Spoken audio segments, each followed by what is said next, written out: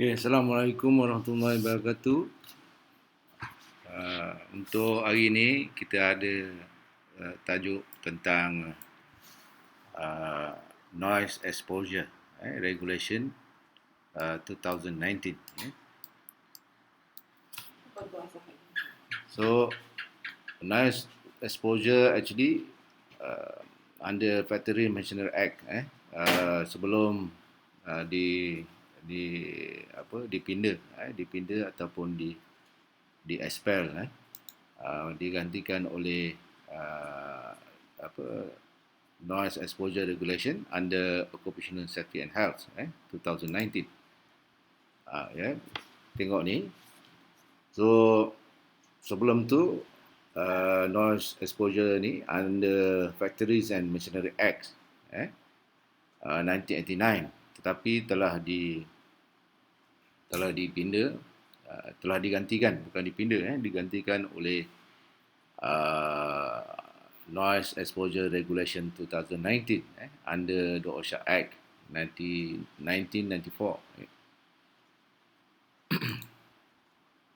So kita dalam topik ni kita akan bincang tentang background and rationale of the regulation, the approach of regulation and the objective of the regulation and the salient provisions under this regulation. So when talk about sound, sounds, so sound become disturbance and become noise. So sound noise ni when they exceed human limitation can become impairment. So depend on the level of noise and also the duration of exposure. Two things lah we have to understand: the level of the noise and also the duration. Because this impairment is a chronic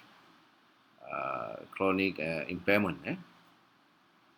And study have shown that 90 decibels over 30 to 40 years exposed, who are being exposed within 30 to 40 years will protect only about 80%.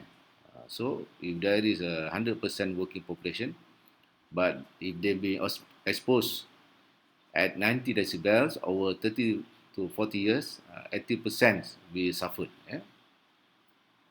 No, sorry, 80% only being protected. This is a study that been made. So that's why this regulation is very important to protect our workers.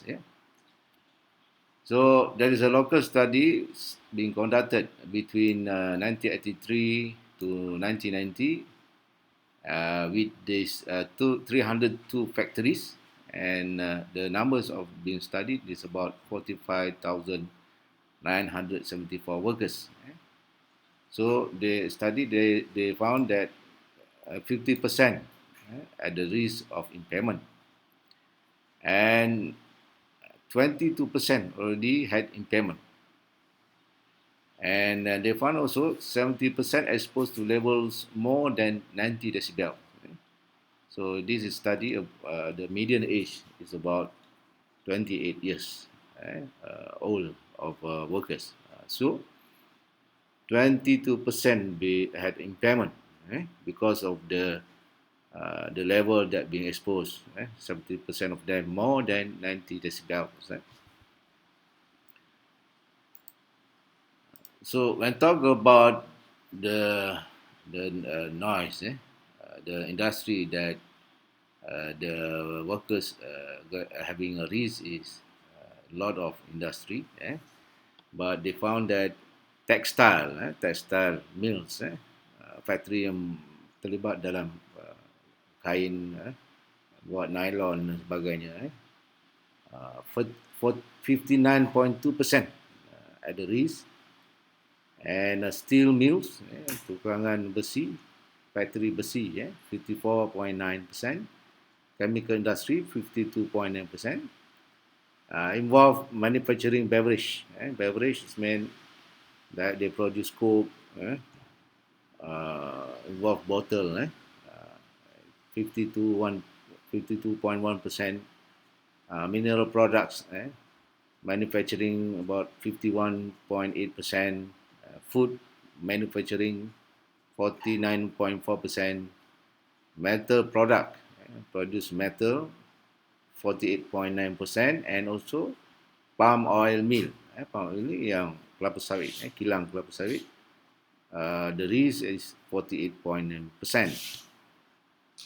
So the most at risk is the factory or yang hasilkan textile, kain, mill, textile mills, 59.2%.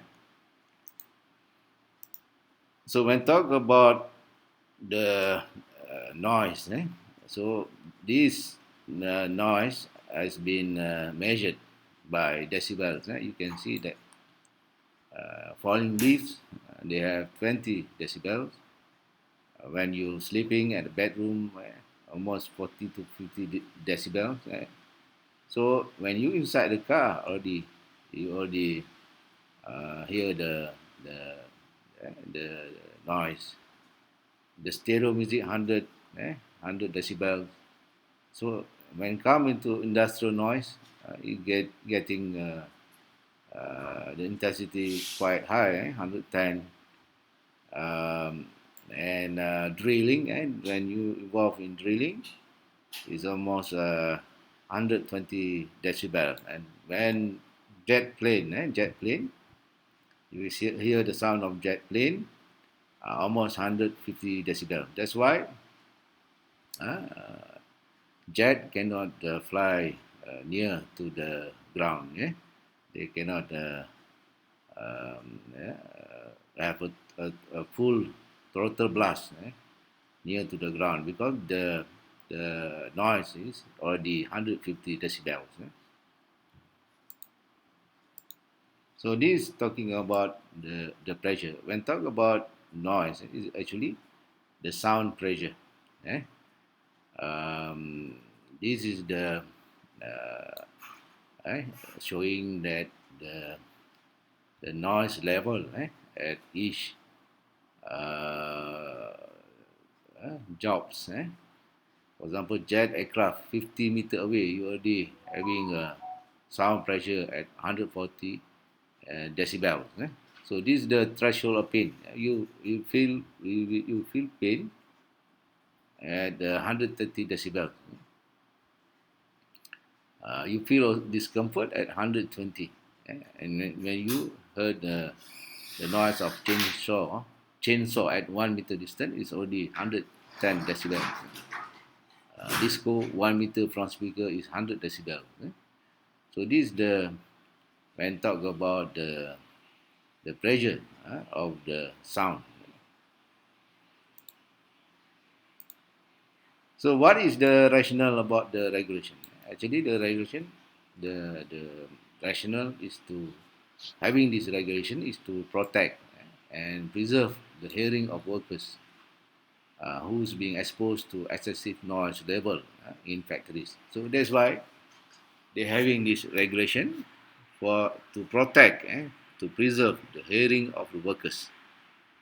Because noise, the workers only obtain the impairment at the later stage, more than 30 years. Then you will having impairment if you being exposed more than 90 decibels. So the objective of the noise regulation is to prevent the occurrence of noise-induced deafness. So if you are able to prevent the noise at that workplace, you are able to induce the deafness. So the noise also as a standard. They stipulate the minimum standard in order to preserve workers' hearing. They also in this regulation also they stipulate the procedure, what the employer and employee should do when they work in this factory who produce noise. Some of the factory, they are unable to, the noises cannot be controlled. But what are the other measures can be made for preserving the workers' hearing? So there is two possible approach. When you know there is a source of noise, so you have to encounter, to attenuate. They call it attenuate, to reduce the noise source. So the noise, the objective and the approach is to reduce the sources of noise at certain level, certain level that human being can cope, right? And workers' noise exposure not to exceed certain level. So what are the countermeasure for the workers who expose noise, who being exposed noise, not to exceed certain level. So this is the approach of the regulation. So this is the salient provision in terms of preliminary, in terms the permissible exposure limit. What are the limit? So as an OT or health safety officer or the workers themselves, they have to know their permissible exposure limits, and then how to monitor the exposure, and then how to comply, with this regulation, and then about this hearing protective device. So they have to know what type of hearing protection is suitable for them, and then in terms of the fitness of the hearing protection, the employee and the employee have to know. And then at the same time, if the workers being exposed at action level, they have to do audiometric testing program, audiometric testing, to test the hearing of the workers. Then the employee have to know information and undergone training, regarding the this noise regulation and approach, and also they have to come out with warning signs.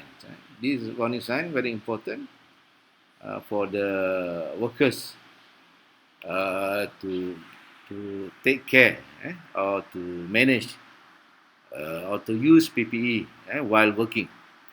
And then record keeping, very important, because the record need to be kept in a long period, because the impairment will be only after 30 years. And then the regulation also spell out the penalty for people who are not followed this regulation. And then there is a citation and commencement, interpretation, application, obligation of occupier and employee. So if you have time, you read the regulation itself. But in this lecture, I will simplify and make summary of the regulations. So this regulation actually previously they already in 1989 under a Factory Administration Act, but this regulation under FMA has been revoked, and we revoked and valid only 31st May. But after that, they have to follow this new regulation in 2019 under Occupational Safety and Health Act.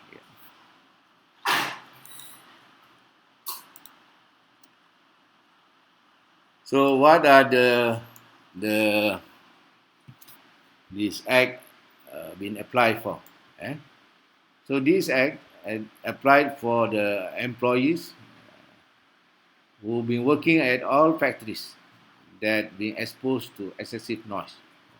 Okay, so whenever there is a factory who having excessive noise, this regulation being applied. So what means excessive noise? Excessive noise means noise level exceeding 80 decibel. So whenever there is a factory who have decibels more than 80, this regulation apply. Eh?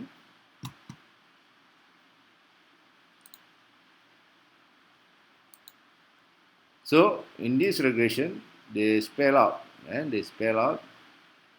the roles and responsibility of the employers, which is very important. What employees should do under this regulation. Yeah?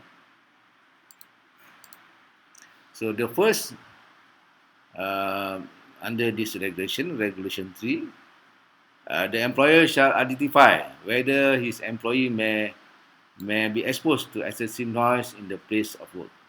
So the employer has to identify the source of noise and whether their employee has been exposed. So they have to do noise assessment. There is people who are expert in and competent to measure the noise level. So and then the employee shall identify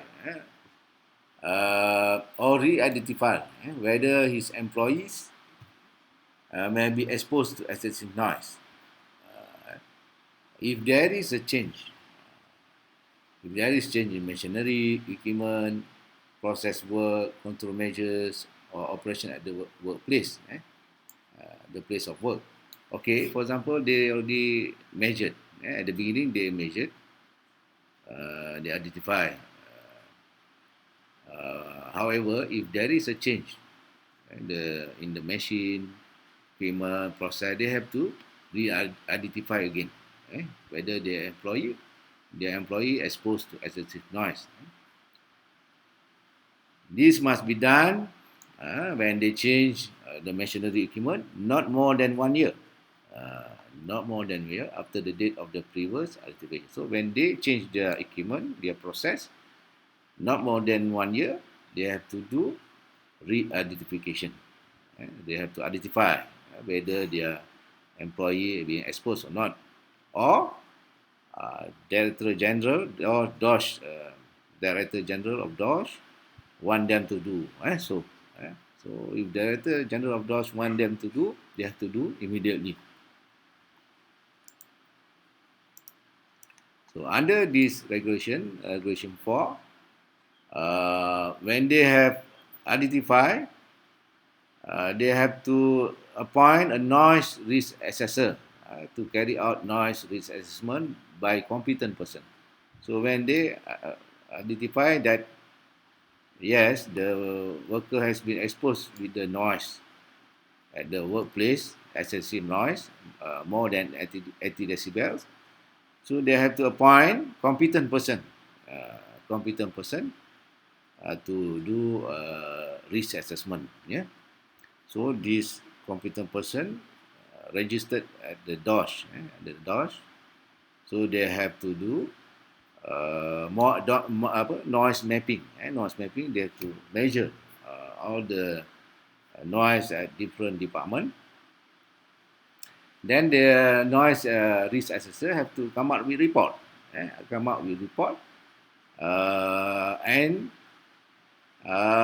notify the employee.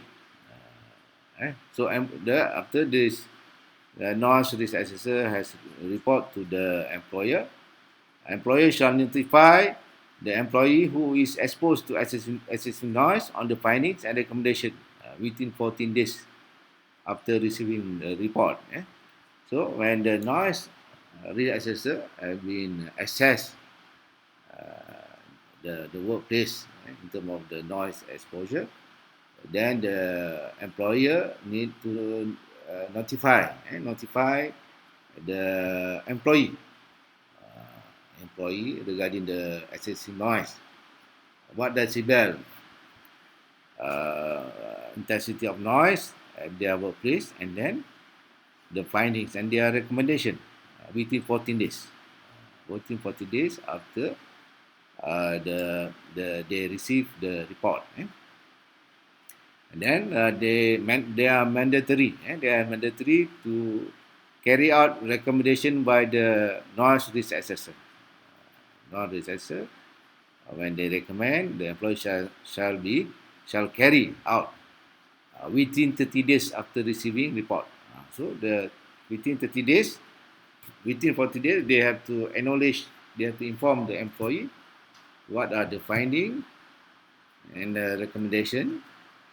Then within 30 days, they have to carry out what are the control measures, what they need to do. Right? And then the employee shall review the noise risk assessment. They have to review again their control measure not more than 5 years, or if directed to do so by the DG of the DOSH.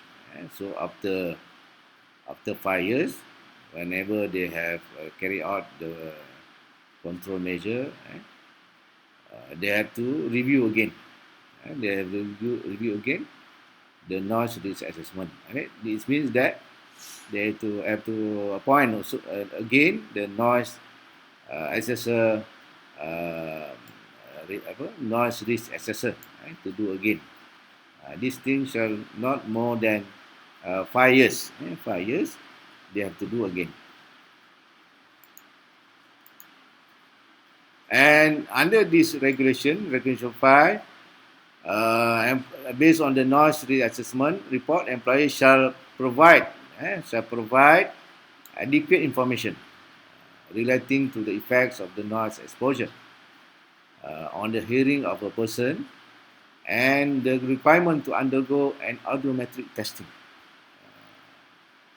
So if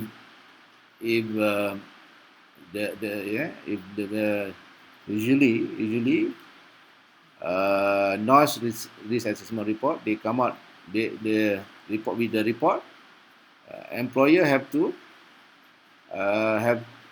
provide adequate information to the effects of the noise exposure. They have to tell the employee, what the side effects, what effect of they going to had if they being exposed with the noise. So and they have to go to audiometric testing. So they have to go audiometric. So the audiologists have to test the person. Audiologists will test the hearing of the person. And then they have to give training and instruction on the proper usage of personal hearing protector to such employees at least once a year. So they have to train and give instruction to the employee regarding the usage of personal hearing protector at least once a year. And then they have to supervise the implementation of noise exposure control at the place of work. So if they come up with the noise exposure control, they have to supervise. Supervise means that in terms of the maintenance, in terms of the effectiveness, in terms of the repairing, if they need to repair, so they have to supervise. So under this noise regulation, regulation 6, the regulation stipulate that employer shall ensure that none of his employees is exposed to the daily noise exposure level exceeding 85 decibels or daily personal noise those exceeding 100%. So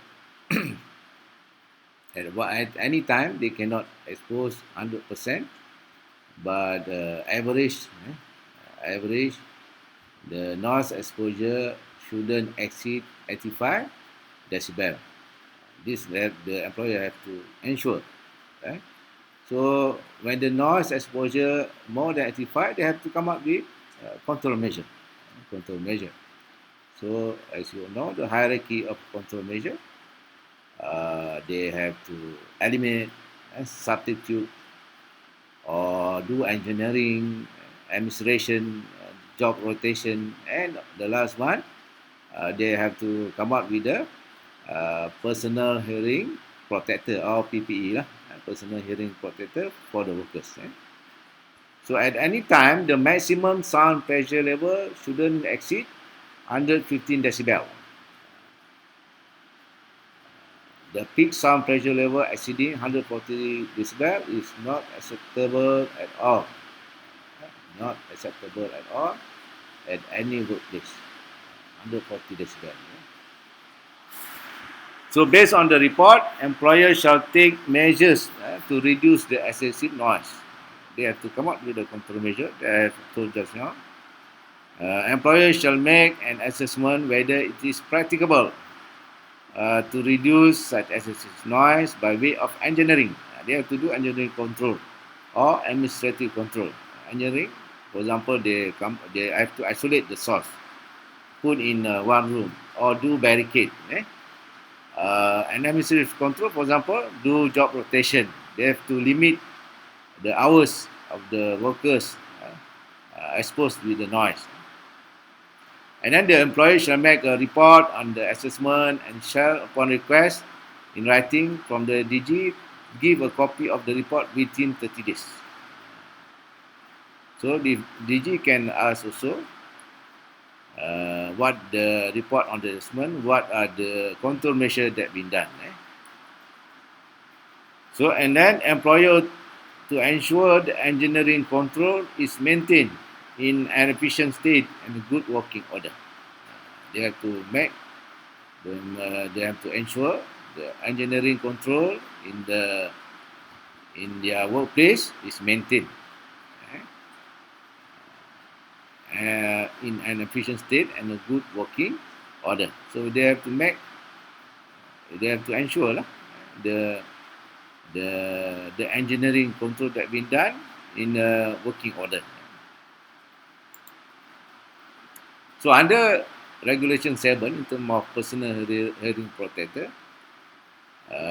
when the employer provides PPE, personal hearing protector, to employer needs to ensure that it is suitable and efficient, suitable for the fit to the worker, and efficient to reduce the level of noise.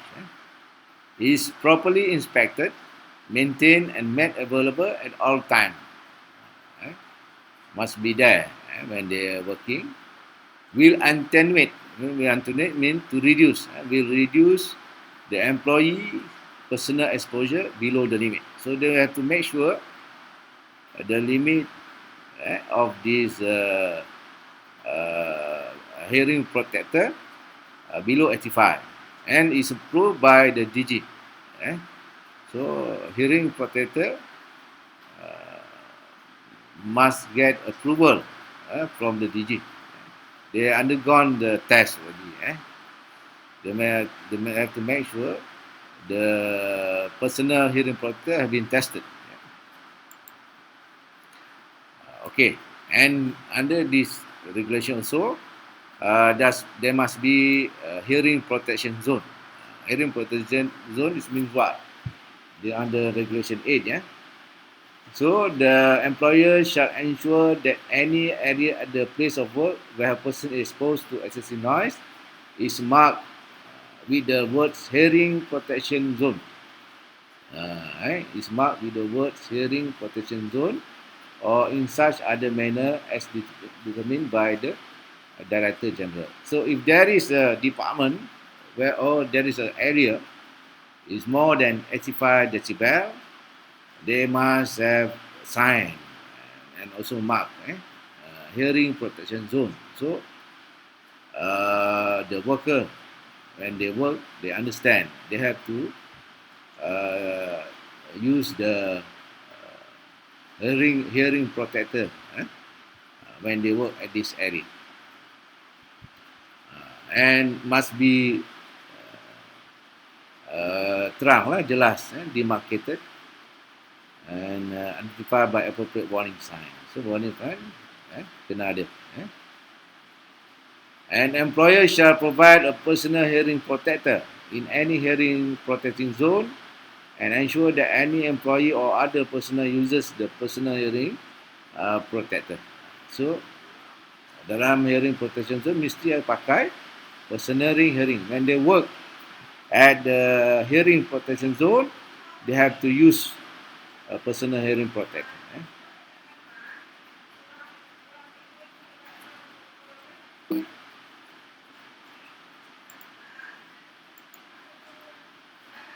Audiometric testing. So in this regulation, where a noise risk assessment report shows that any employee is exposed to excessive noise, the employer shall cause an audiometric testing. If they be exposed to excessive noise, they have to do audiometric testing. The workers lah, the employee, every year they have to do. They have to appoint an audiometric testing center approved by the Director General. So center yang approve saja boleh pergi testing. So this done by the audiologist. And then employer shall notify the result of the audiometric testing to the employee within 21 days after receiving report from the audiometric testing center. So responsibility of the employer to notify the employee. The employee have to know what are the status of the result of the audiometric testing.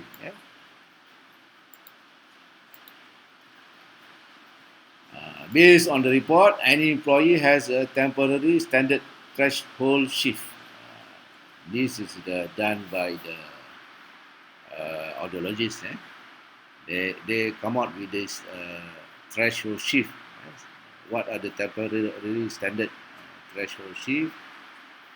And then they have to do retest again by audiometric testing center on such employee within 3 months after the previous. And if there is the threshold shift is at the par of the standard, they have to do again within 3 months. But if they found, when they do audiometric testing, they found that the occupational noise, due to the occupational noise, induce their hearing loss. They have hearing loss. When they test, they have hearing loss due to the occupational noise, hearing impairment or permanent standard threshold shift. The employee shall notify the nearest DOSH office. Provide a personal hearing protector to such employee, and then train such employee on the usage of the personal hearing protector. So if they do the testing and they found that there is an impairment or the hearing loss of the workers, so they have to notify the DOSH, and then they have to provide a personal hearing protector, and then they have to train the employee on the usage of the personal hearing protector.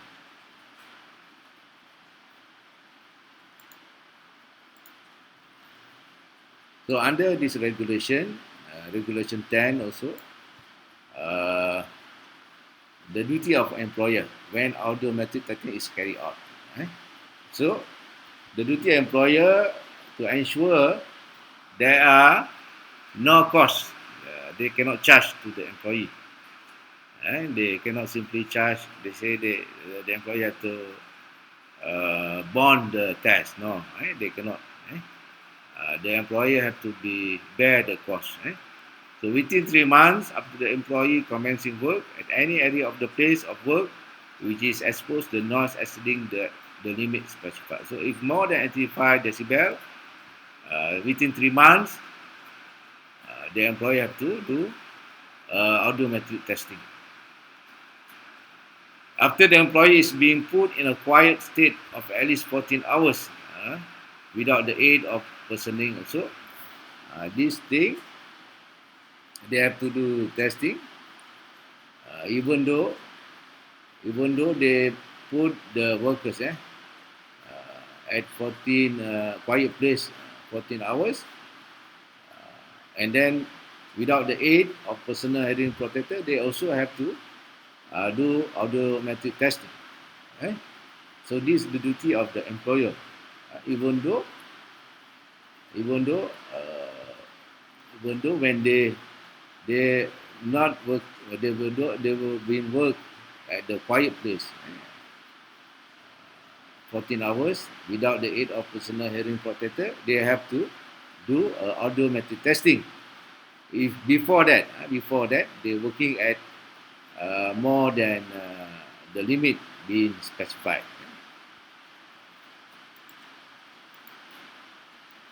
And then in this regulation, in terms of record, the employer shall keep maintain a record.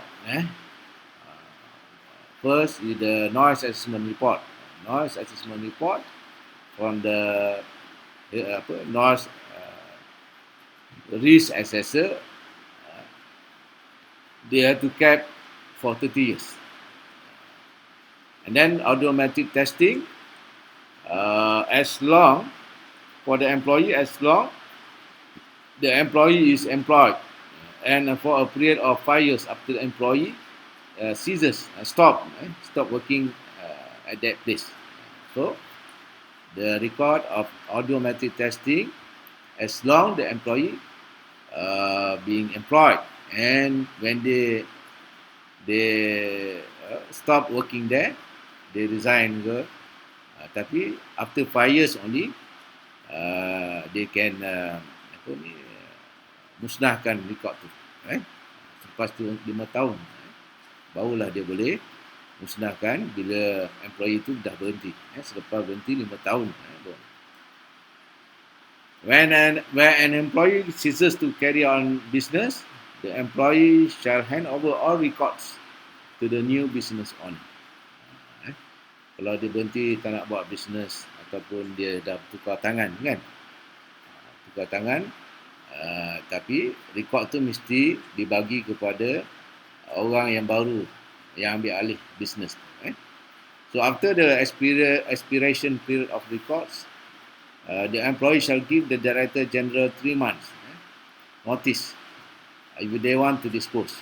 Kalau dah lepas 5 tahun, bila dia nak dispose, dia kena bagi 3 bulan notice in writing to the DG.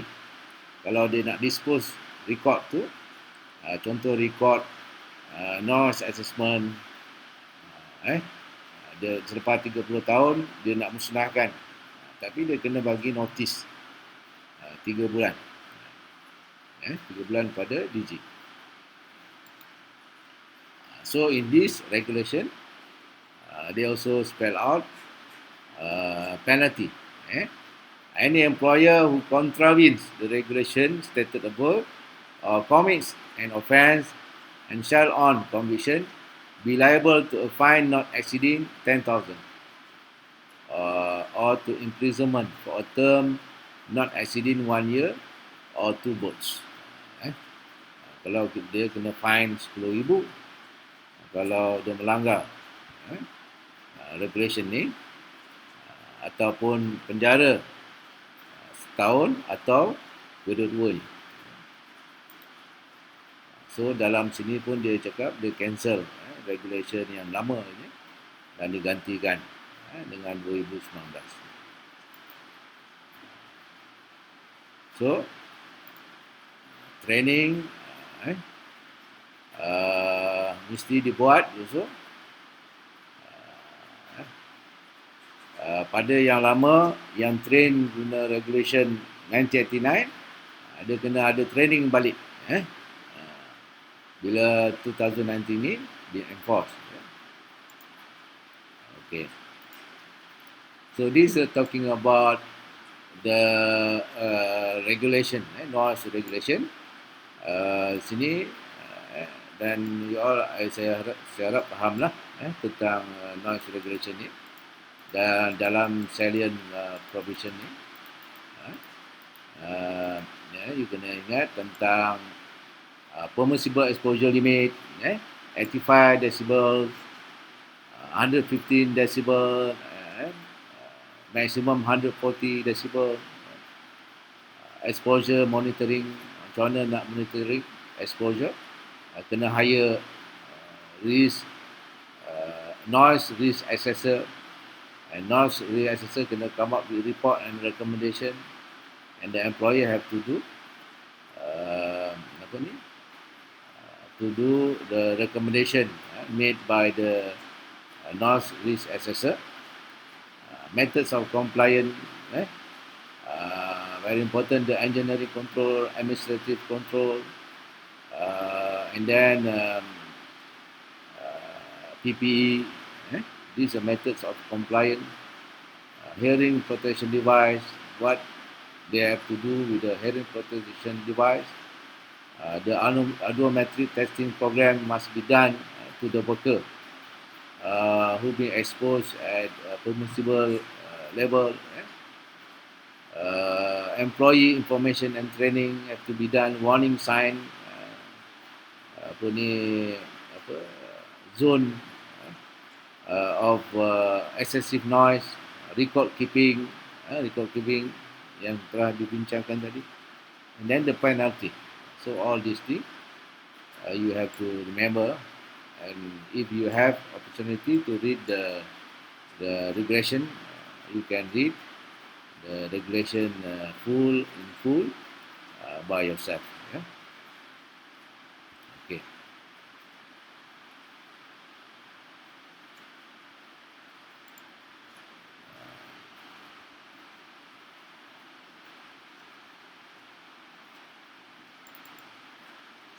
And also,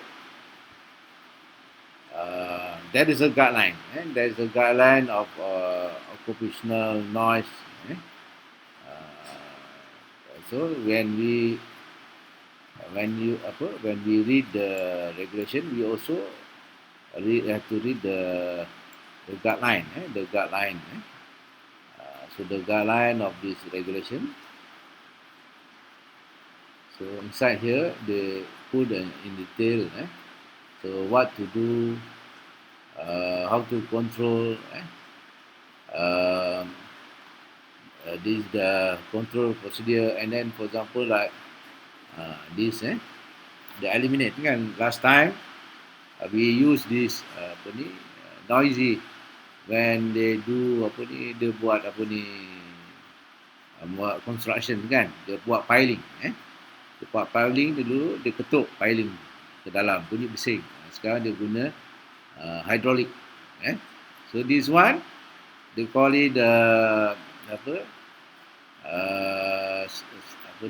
they substitute with the more quieter so dalam sini ada juga engineering control.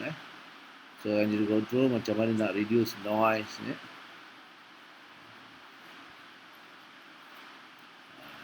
Ini siap ada gambar rajah macam mana nak kurangkan noise pada platform, ketinggian platform ada di sini.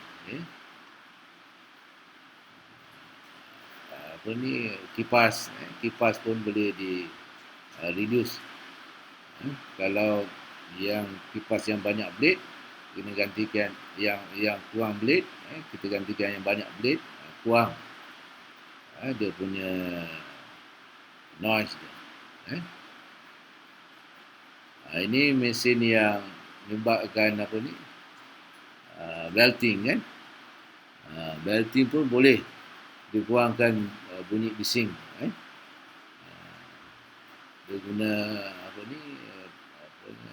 yang ada lubang kat sini. Bila ada lubang, kurang geseran.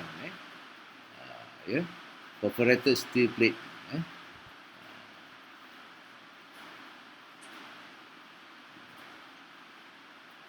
Ini menyebabkan motor, macam mana nak kurangkan motor. Ini ada yang melibatkan apa dia panggil fluid turbulence. Macam mana nak kurangkan. Ini dalam pipe, dalam pipe macam mana nak kurangkan, ada di sini.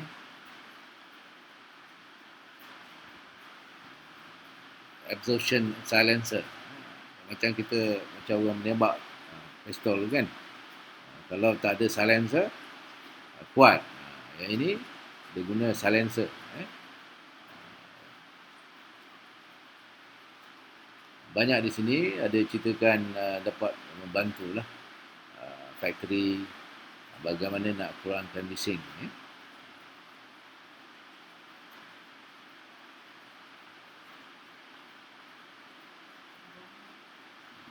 Dalam bilik macam mana nak kurangkan bising. Bilik kita tengok sini kedudukan bunyi itu. Kedudukan bunyi. Macam mana nak kurangkan kedudukan bunyi dalam bilik. Dalam bilik pun ada diceritakan.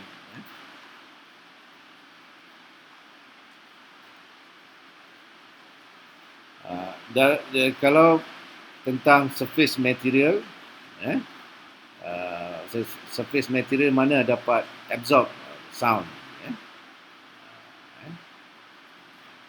Di sini ada cerita. Dia akan explain kat sini mana yang dapat kurangkan bising. Permukaan mana yang dapat kurangkan bising. Dia cerita kat sini.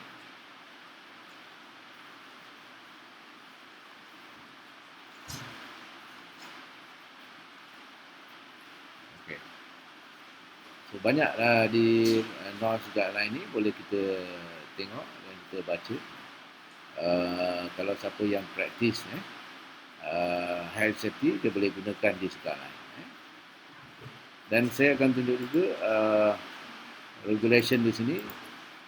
Contoh